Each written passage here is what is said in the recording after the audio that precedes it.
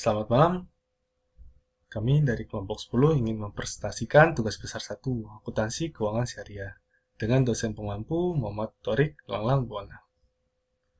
Kelompok 10 terdiri dari Haris Boy Alomansiaan, Alfian Chandra, dan saya sebagai Oscar Lahoya, satu lagi, dan Haris Revel Nafidul. Kelompok 10 akan membahas tentang akad jiswaf. Definisi akad jiswaf. Istilah jiswaf masih terdengar aneh di kalangan umum. Kenapa begitu? Karena mereka lebih mengenal jiswaf secara parsial, yaitu zakat sebagai bentuk kewajiban, infak atau sedekah sebagai pemberian yang disunahkan, dan wakaf sendiri masih identik penyalurannya untuk pembangunan lahan masjid serta lahan kuburan. 1. Zakat adalah hak yang berupa harta tertentu yang wajib ditunaikan untuk diberikan kepada kelompok tertentu dan dalam waktu tertentu. Zakat secara garis besar terbagi menjadi dua jenis, yaitu satu zakat fitrah dan satu zakat mal. Zakat fitrah yaitu zakat yang wajib dikeluarkan setiap orang muslim menjelang Idul Fitri. Besar zakat ini adalah 1 sa atau setara dengan 2,7 liter beras. 2. Zakat mal yaitu zakat hak seseorang yang wajib dikeluarkan untuk golongan orang tertentu, seperti mustakif zakat setelah dimiliki selama jangka waktu tertentu dan dalam jumlah minimal tertentu. 2. Infak yaitu memberikan sebagian harta yang dimiliki kepada orang yang telah disyariatkan oleh agama untuk memberi seperti orang-orang fakir, miskin, anak yatim, dan kerabat, dan lain-lain. 3. Sakadah merupakan harta yang diberikan secara sukarela oleh pemiliknya, baik untuk peruntukannya dibatasi atau ditentukan, maupun tidak dibatasi. Macam infak atau sakadah. Infak atau sakadah wajib yaitu sakadah yang diwajibkan meliputi zakat fidyah atau penebusan yang wajib dilakukan seseorang karena suatu hal, ya tidak dapat melaksanakan kewajibannya seperti orang yang sudah tua renta yang tak mampu berpuasa, maka diharuskan membayarkan fidyah. 2. Infak atau sakadah sunnah, yaitu sakadah yang diberikan secara sukarela, tidak diwajibkan seperti hibah, wakaf, dan hadiah. Sifat dari infak dan sakadah adalah sunnah, jadi pengeluarannya lebih sifat sukarela. 4. Wakaf merupakan pemberian harta yang bersifat permanen untuk kepentingan sosial keagamaan, seperti orang yang memanfaatkan sebidang tanah untuk membangun masjid atau dijadikan pemakaman umum. Macam wakaf ditinjau dari segi peruntukan kepada siapa. Maka wakaf dapat dibagi menjadi dua, yaitu wakaf al dan wakaf kiari. Wakaf al atau wakaf khusus yaitu wakaf yang ditunjukkan kepada orang-orang tertentu, keluarga orang yang berwakaf atau bukan. Wakaf kiari yaitu wakaf yang sejak semula dimanfaatkan untuk kepentingan umum, tidak dikhususkan untuk orang-orang tertentu seperti mewakafkan tanah untuk mendirikan masjid atau madrasah. Peran jiswaf. Peran jiswaf semestinya berperan vital Pak dalam perekonomian sebagai sektor ketiga, sebagaimana sektor pasar dan pemerintah. Penerapan, regulasi, dan kelembagaan jiswaf semestinya menjadi bagian integral dari sistem perekonomian. Penguatan sistem dan kelembagaan keuangan publik perlu diatur pengelolaannya secara baik atau good corporate governance dengan bersumber dari Al-Quran dan Hadis. Untuk saat ini telah disusun tata cara pengelolaan zakat atau zakat core principle dan wakaf atau disebut wakaf core principle dengan tujuan utama yaitu 1. Peningkatan kapasitas dan profesionalitas organisasi pengelola zakat atau bisa disebut OPJ dan organisasi pengelola wakaf atau bisa disebut OPW, baik pemerintah maupun swasta. 2. Peningkatan peran serta masyarakat dalam peningkatan pertumbuhan dan aktivitas pengolahan zakat dan wakaf. 3. Adanya sinergi yang efektif antar pemangku kepentingan ini untuk mengembangkan zakat dan wakaf secara sistematik, yaitu antara amil, pemerintah, pemberian zakat atau muzaki, pemerintah zakat atau mustaqid, pemberi wakaf atau wakif, pemberi wakaf atau mauquf aliyah, pengelola wakaf atau nazir, ulama, dan organisasi sosial lainnya. 4. Peningkatan pengelolaan zakat dan wakaf bagi pencapaian tujuan sosial ekonomi pembangunan di suatu negara. Untuk mencapai tujuan utama tersebut diperlukan sebagai sebuah kerangka institusional zakat dan wakaf nasional yang bersifat komprehensif. Sistem kelembagaan wakaf dan zakat tidak hanya melibatkan OPJ atau OPW dan regulator semata, namun juga memerlukan dukungan dan sinergi dari kebijakan terkait. Misalkan kebijakan perpajakan, asosiasi pengelola, sistem akuntansi wakaf dan zakat, industri keuangan syariah dan lembaga, dan penelitian. Laporan keuangan amil, zakat, infak, dan sedekah, atau bisa disebut laporan keuangan yang dapat dikatakan sebagai hasil akhir dari suatu proses akuntansi. Tujuan dari laporan keuangan adalah menyediakan informasi yang relevan untuk pihak-pihak yang berkepentingan, baik pihak internal maupun eksternal, misalnya muzaki, pemerintah, pilihan lainnya, dan menyediakan sumber daya bagi OPJ dan juga masyarakat.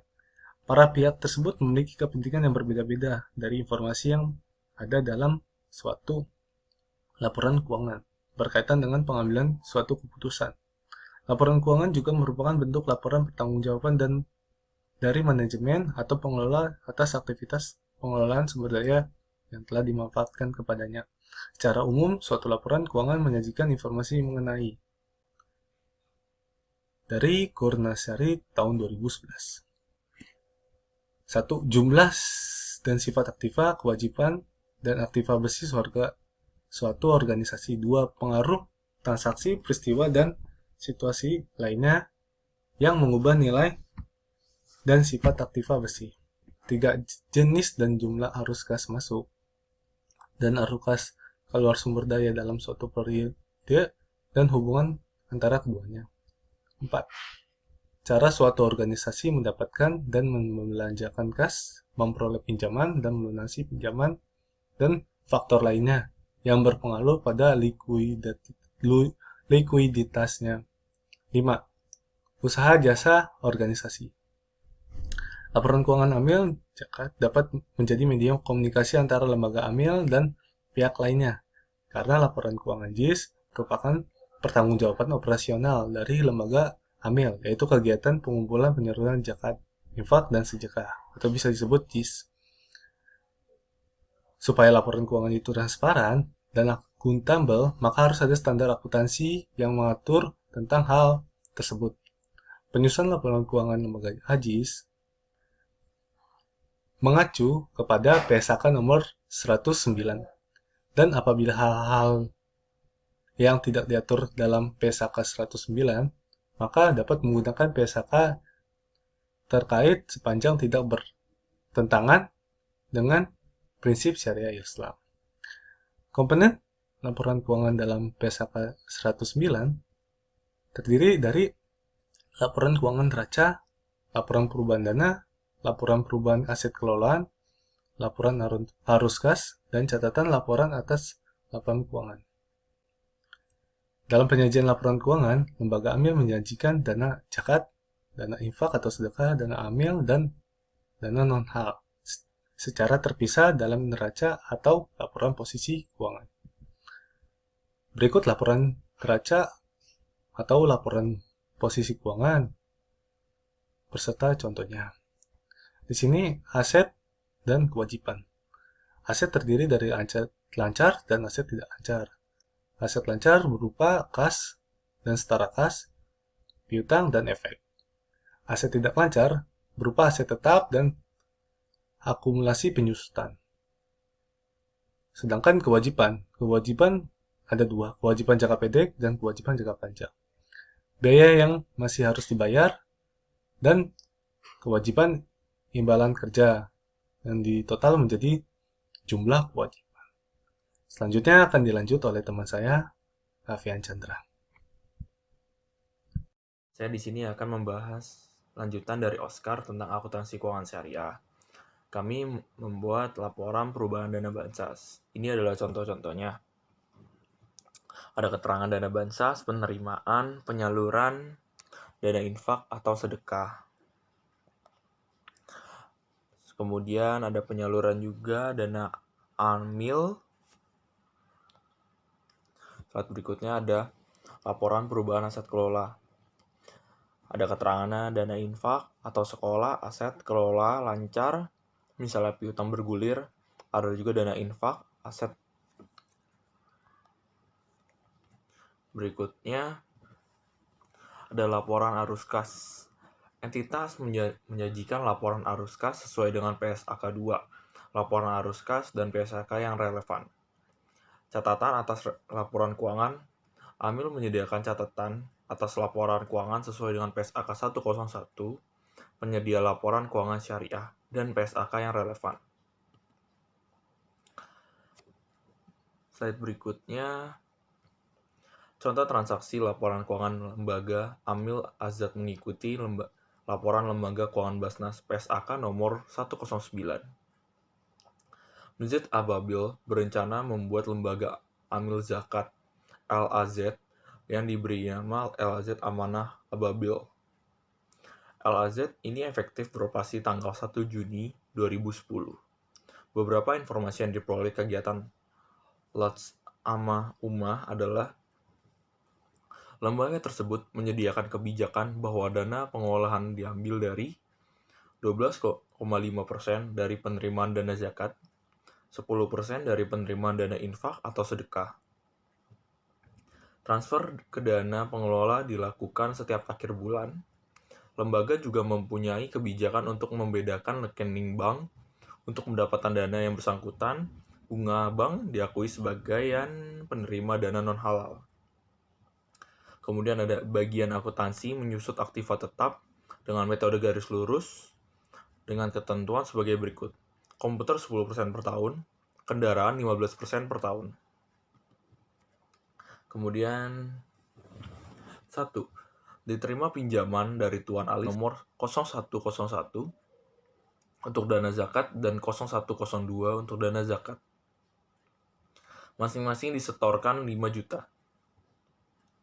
9. Lembaga membuka rekening bank konvensional untuk lalu lintas jasa keuangan dan disetor dana sejumlah 1 juta. Menyalurkan dana zakat sebesar 10 juta untuk pendidikan di daerah terpencil dan terbelakang. 11. Diterima dari Ibu Rosi zakat dalam bentuk emas sebesar 80 gram. Harga pasar emas tersebut 250.000.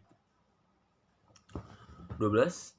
Dilakukan penyaluran dalam santunan pendidikan kepada saudari Abe sebesar 5 juta yang diambil dari dana infak.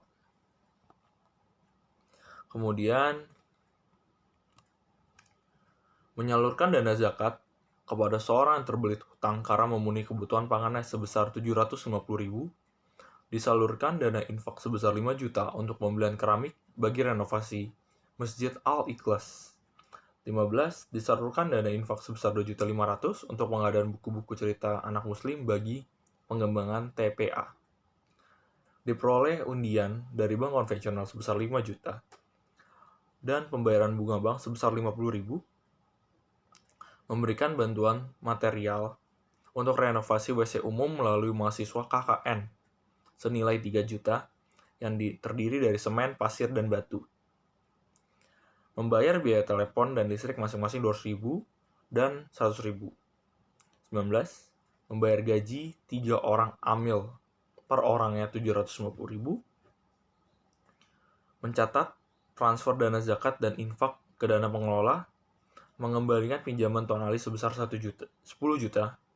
Mengakui biaya sewa kantor untuk bulan Juni 2008. Kemudian akan dilanjutkan oleh Aris.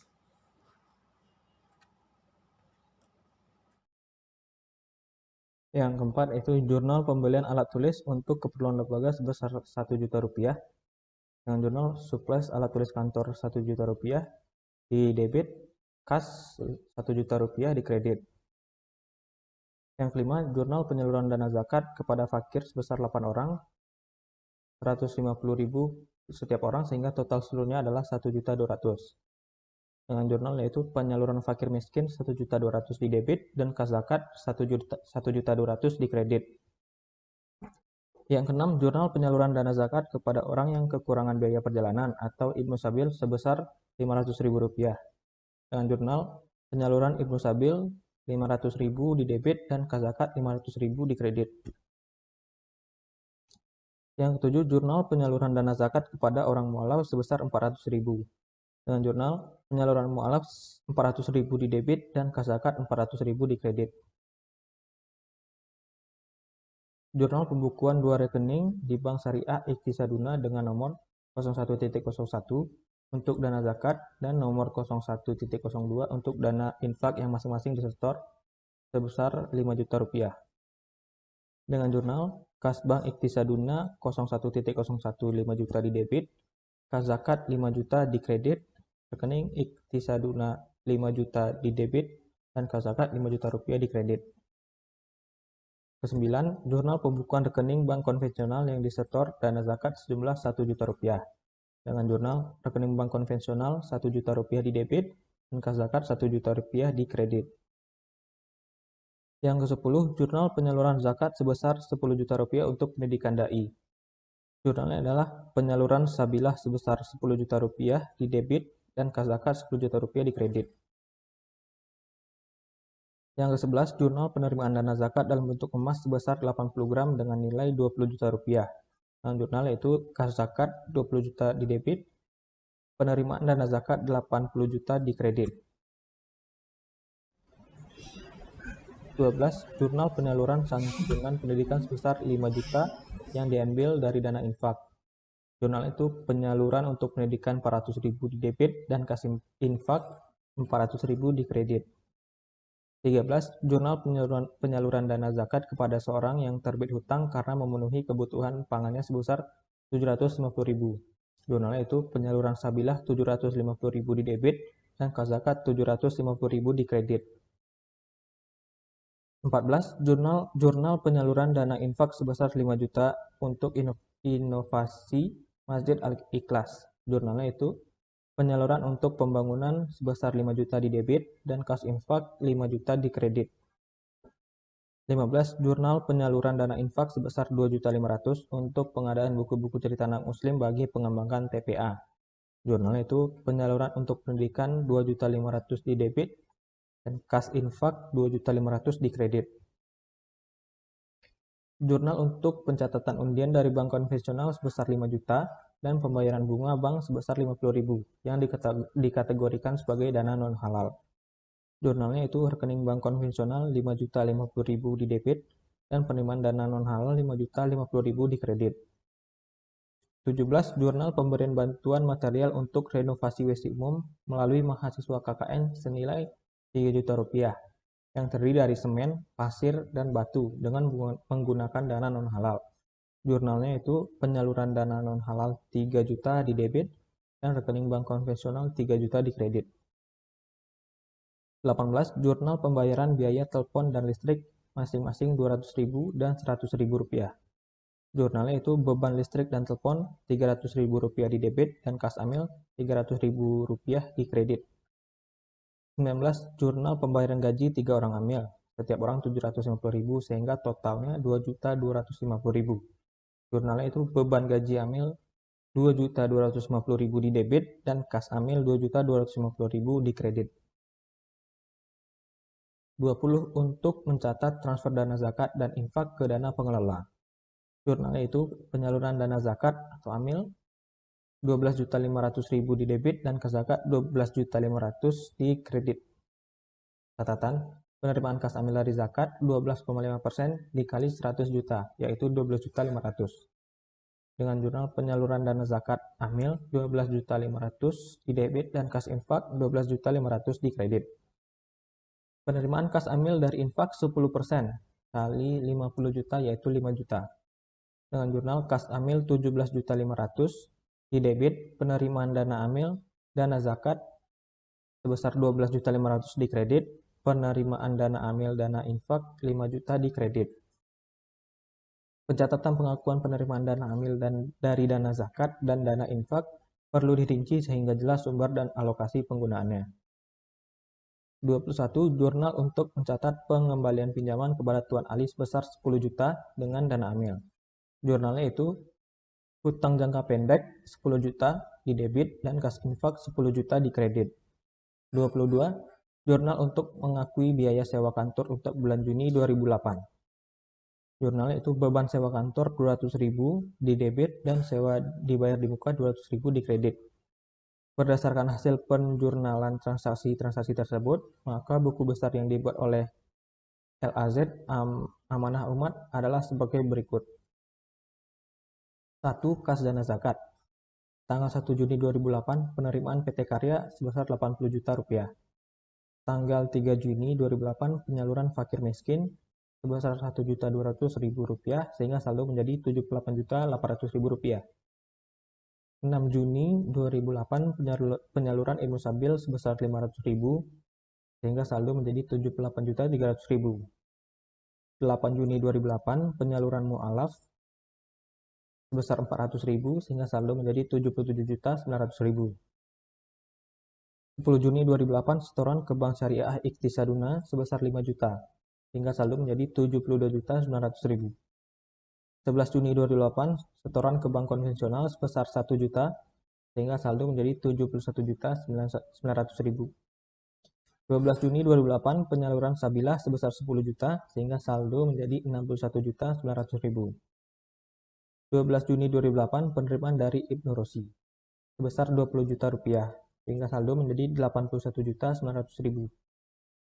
15 Juni 2008 penyaluran Garim sebesar Rp750.000 sehingga saldo menjadi Rp81.150.000. 30 Juni 2008 penyaluran dana hak amil sebesar Rp12.500.000 sehingga saldo menjadi Rp68.650.000. 2. Kas dana infak. Tanggal 1 Juni 2008 penerimaan PT Karya 50 juta. Tanggal 10 Juni 2008 setoran infak ke Bank Syariah Iqtisaduna sebesar 5 juta hingga saldo menjadi Rp45 juta. 13 Juni 2008 penyaluran pendidikan sebesar 5 juta sehingga saldo menjadi Rp40 juta. 17 Juni 2008 penyaluran pembangunan sebesar 5 juta sehingga saldo menjadi Rp35 juta. 19 Juni 2008 penyaluran pendidikan sebesar Rp2.500.000 hingga saldo menjadi Rp32.500.000. 30 Juni 2008 penyaluran dana hak amil sebesar 5 juta sehingga saldo menjadi Rp27.500.000. 3. Dana kas amil. Tanggal 1 Juni 2008 pinjaman Tuan Ali sebesar 10 juta.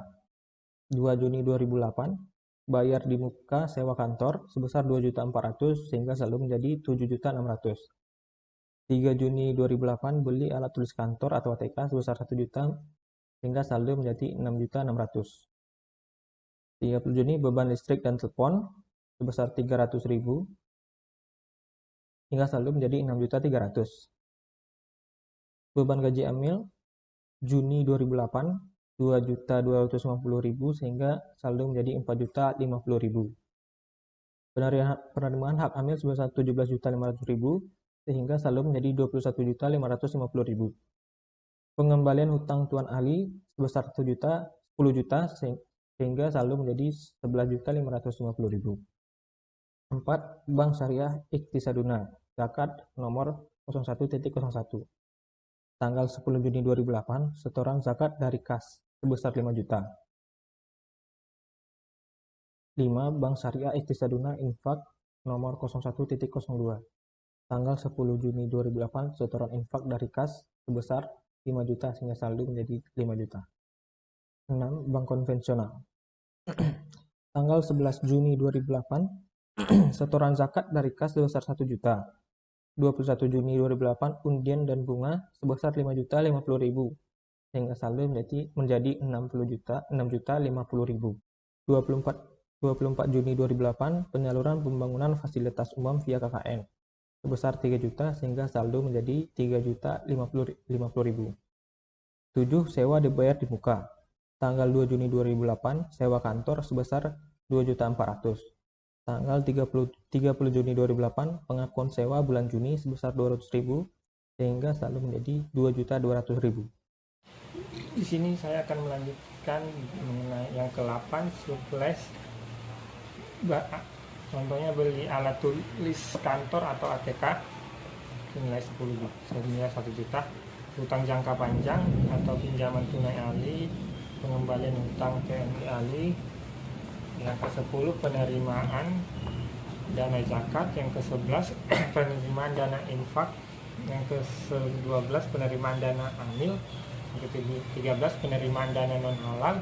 Yang ke-14 penyaluran dana zakat fakir miskin. Yang ke-15 penyaluran dana zakat amil. Yang ke-16 penyaluran dana zakat garim. Yang ke-17 penyaluran dana zakat sabilah. Yang ke-18 penyaluran dana zakat ibu sabil. Yang ke-19 penyaluran dana zakat mualaf. Yang ke-20 penyaluran dana infak pembangunan. Yang ke-21 penyaluran dana infak pendidikan. Yang ke-22 penyaluran dana infak ke amil. Yang ke-23 penyaluran dana non halal. Yang ke-24 benda amil listrik dan telepon.